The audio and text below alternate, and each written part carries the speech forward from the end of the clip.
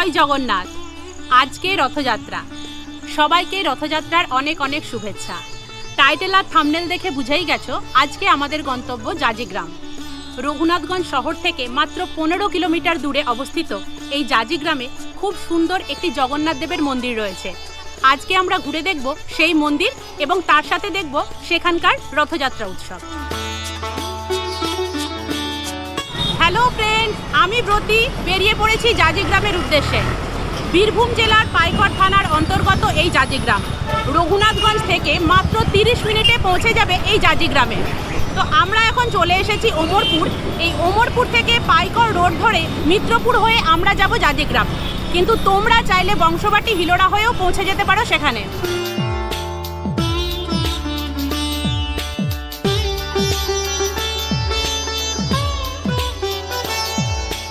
হিয়াতনগর মোড় থেকে ডান দিকে বেঁকে আমরা এখন পৌঁছে গেছি জাজিগ্রাম। আর কিছুটা দূর এগিয়ে গেলেই পড়বে বৃদ্ধা মাতার মন্দির, কিন্তু তার আগেই পড়বে এই জগন্নাথ মন্দির।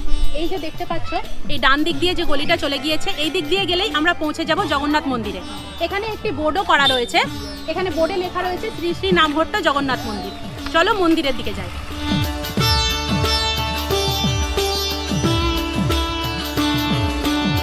জাজিগ্রামের মণ্ডলপাড়ায় রয়েছে এই জগন্নাথ মন্দির। প্রায় 40-45 বছর ধরে এই মন্দিরটি এখানে রয়েছে এবং এই মন্দিরটি শুরু হয়েছিল রথকে কেন্দ্র করে। সেই সময় মৃত্যুঞ্জয় প্রভু এই মন্দিরটি প্রথম শুরু করেছিলেন। পরবর্তীতে তার ভাই মন্টু প্রভু এখন এই মন্দিরে দেখাশোনা করেন। এই মন্দিরটি যখন শুরু হয় তখন থেকে কিন্তু ইস্কনের সঙ্গে যুক্ত ছিল না, কিন্তু গত 15 বছর থেকে এই মন্দিরটি ইস্কন নামঘট্ট দ্বারা পরিচালিত হয়ে আসছে।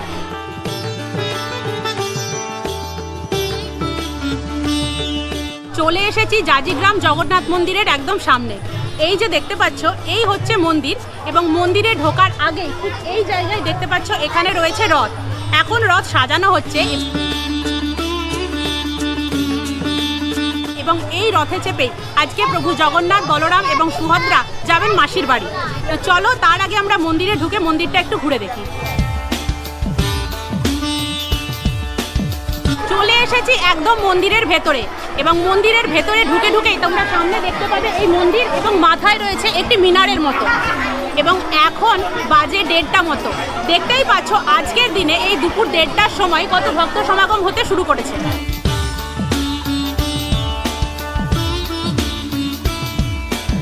এই যে মন্দিরটি দেখতে পাচ্ছ, এই মন্দিরটিও কিন্তু ইস্কন নামঘট্ট দ্বারা পরিচালিত এবং জাজিগ্রামের সব থেকে বড় ইস্কনের জগন্নাথ মন্দির কিন্তু এটি। এখানেই সারা বছর প্রভু জগন্নাথ, বলরাম এবং সুভদ্রা বিরাজ করেন। প্রভু জগন্নাথ, বলরাম এবং সুভদ্রার বিগ্রহ রয়েছে মূল গর্ভগৃহে। তো চলো প্রভুদের দর্শন করি। আর মন্দিরে ঢুকে ঢুকে ঠিক এই জায়গাটায় করা হয়েছে দান কেন্দ্র। তোমরা যদি এই মন্দিরে কেউ ডোনেট করতে চাও তাহলে এখানে তোমরা সেটা দান করতে পারো। বলছে আগে প্রণামী দিয়ে উনি প্রসাদ পেতে চাইছে। আর মন্দিরের একদম ধারে ঠিক এই জায়গাটায় এখানে কিছু জিনিসপত্র বিক্রি হচ্ছে, মানে ইস্কনের যে সমস্ত ঠাকুরের জিনিস বা বিভিন্ন রকমের পোশাক আশাক থাকে, এখানে কিন্তু সেই সমস্ত জিনিসগুলোর একটা ছোট্ট দোকান মতো বসেছে। মূল গর্ভগৃহের ঠিক পিছন দিকে এই যে জায়গাটা দেখতে পাচ্ছ, এখানে আজকে দুপুরবেলা থেকে করানো হচ্ছে নরনারায়ণ সেবা। এখানে ইস্কন ভক্তরা ছাড়াও বাইরে থেকে যারাই এই রথ দেখতে আসবেন তারাই কিন্তু বসে ভোগ প্রসাদ গ্রহণ করতে পারে।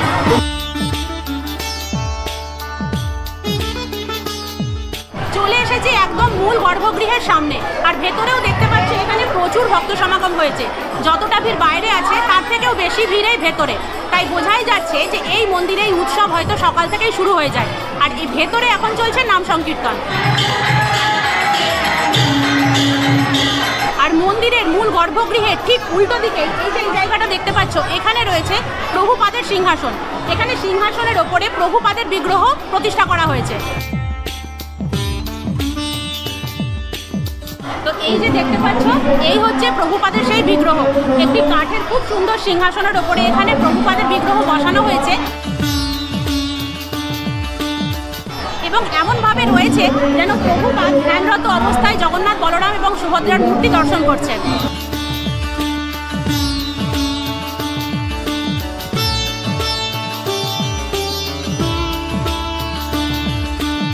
এখানে নাম সংকীর্তনের জন্য বুঝতে বুঝতেই পারছো সাউন্ডের খুব প্রবলেম হচ্ছে। তো মূল গর্ভগৃহে তোমরা দেখতেই পেলে এখানে খুব সুন্দর কাঠের একটি সিংহাসনের উপর অধিষ্ঠান করছেন প্রভু জগন্নাথ, বলরাম এবং সুভদ্রা। এছাড়াও রয়েছে এখানে গৌরনিতাইয়ের বিগ্রহ এবং ইস্কন মন্দিরের বিভিন্ন প্রভুদের ছবিও কিন্তু রয়েছে মূল গর্ভগৃহে। তো বেরিয়ে এসেছি মন্দির থেকে আর চলে এসেছি আবার সেই রথের কাছে। তোমাদেরকে প্রথমেই দেখালাম এখানে রথ সাজানো হচ্ছে। তো এই হচ্ছে সেই রথ যেটা এখন সাজানো হচ্ছে। আর এই যে রথ, সেই রথের চূড়াটা তোমরা দেখতে পাবে, এটা কিন্তু পুরীর যে রথ সেখানে যেমন কাপড় দিয়ে চূড়াটা করা হয়, এখানেও কিন্তু ঠিক সেইভাবেই চূড়াটা বানানো হয়েছে। আর এই যে সাজানো সিংহাসনটা দেখতে পাচ্ছ, এটি হচ্ছে গৌরনিতাইয়ের সিংহাসন। এই সিংহাসনকে এই রথের আগে আগে নিয়ে যাওয়া হবে। আর আজকের দিনে সারা জাজিগ্রামের এই যে সাজো সাজো রথ, সেটা কিন্তু এই রথকে কেন্দ্র করেই। আর এই রথকে কেন্দ্র করেই আশেপাশে বসেছে ছোট্ট একটা মেলা এবং জমায়েত হয়েছে হাজার হাজার মানুষ।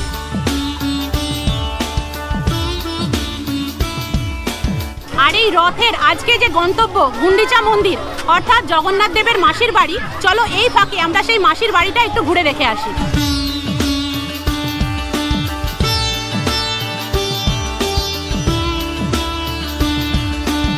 জাজিগ্রামের এই জায়গাটা কি তোমরা চিনতে পারছো? আমার যারা পুরনো ভিডিও দেখো তারা হয়তো এই জায়গাটা কিছুটা চিনতেও পারো।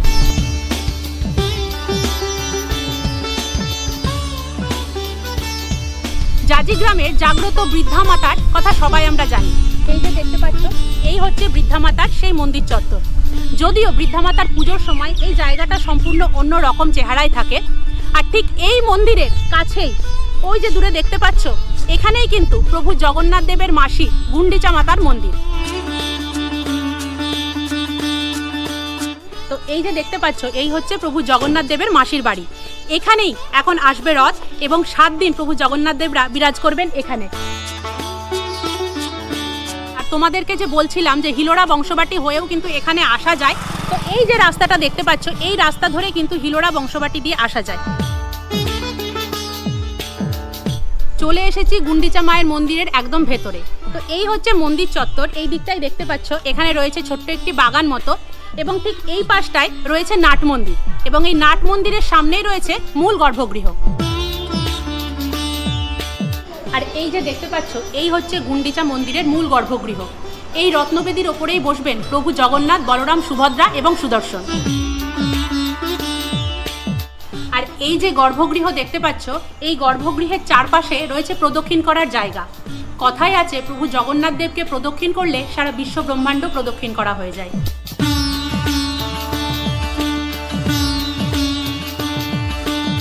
আর এই উৎসব ঘিরে এই মন্দিরেও কিন্তু একদম সাজো সাজো রব। দেখতেই পাচ্ছ চারিদিকে দেওয়া হয়েছে খুব সুন্দর করে আলপনা এবং গেটেই দেখতে পেলাম এখানে কিন্তু প্রচুর লাইট দিয়ে সাজানো হচ্ছে।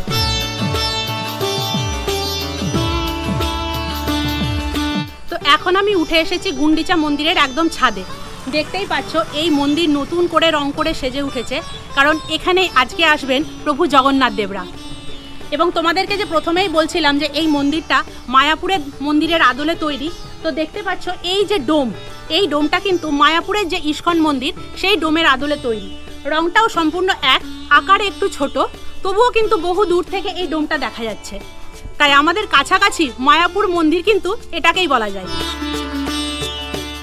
আর দেখতেই পাচ্ছ আস্তে আস্তে এই মন্দিরেও কিন্তু ভক্ত সমাগম হতে শুরু করেছে। তাই খুব বেশি ভিড় হওয়ার আগেই তোমাদেরকে এই মন্দিরটা একটু ভালো করে ঘুরে দেখানোর চেষ্টা করলাম। এবার চলো আবার আমরা যাই সেই জগন্নাথ মন্দিরের রথের কাছে। তো আবার চলে এসেছি সেই জগন্নাথ মন্দিরে, আর এখন বাজে প্রায় 3টে। আশেপাশের ভিড় দেখে বুঝতেই পারছো ভিড় কিন্তু বাড়ছে। সারা গ্রাম আজকে সামিল হচ্ছে এই উৎসবে, কারণ আজকে সবার ভীষণ আনন্দের দিন। আজকে প্রভু জগন্নাথ দেবের রথযাত্রা। আর যে রথকে দেখে গিয়েছিলাম সাজানো হচ্ছে, এখন এসে দেখছি কিন্তু সেই সাজানো একদম সম্পূর্ণ।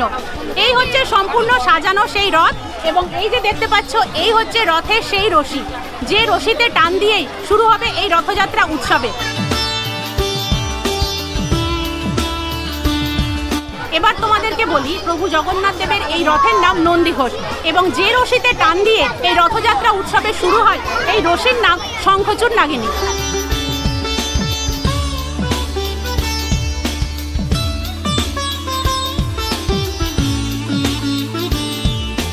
আর তোমাদেরকে যে দেখিয়েছিলাম যে এখানে আজকে এই উৎসব ঘিরে হাজার হাজার ভক্তদের নরনারায়ণ সেবা করানো হয়, তার জন্য দেখতে পাচ্ছ ঠিক এই জায়গায় কিন্তু ভোগ প্রসাদ রান্নার কাজ চলছে। এখন বাজে প্রায় 4:30 আর এখন মন্দির থেকে বিগ্রহদেরকে নিয়ে যাওয়া হবে রথে। প্রথমে প্রভুপাদের বিগ্রহ, তারপরে গৌরনীতায়ের বিগ্রহ এবং সবশেষে রথে চড়বে জগন্নাথ, বলরাম এবং সুভদ্রা, এবং 7 দিনের জন্য যাবে মাসির বাড়ি।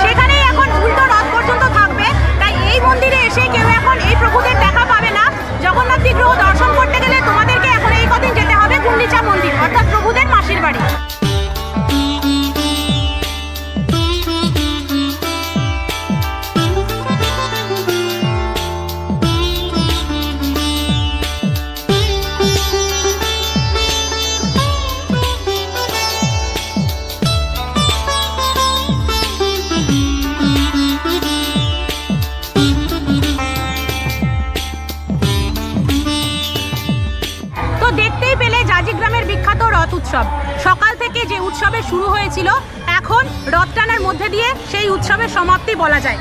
কিন্তু কথাই আছে যে রথে রশি টানলে দুর্গাপুজো আসে, তো আজকে থেকে যেন দুর্গাপুজোরও শুরু হয়ে গেল। যাই হোক, জগন্নাথ চলে গেলেন নিজের মাসির বাড়ি, আর আমাদেরও এবার নিজের ঘরে ফেরার পালা।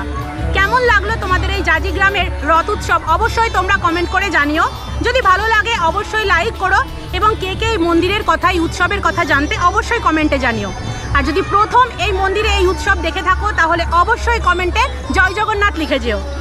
খুব তাড়াতাড়ি দেখা হচ্ছে তোমাদের সাথে আবার নতুন কোনো ভিডিওতে। ততক্ষণের জন্য সবাই খুব ভালো থেকো, সুস্থ থেকো, আনন্দে থেকো, আমার পাশে থেকো, আর অবশ্যই শখে থেকো। আজকের মতো জয় জগন্নাথ।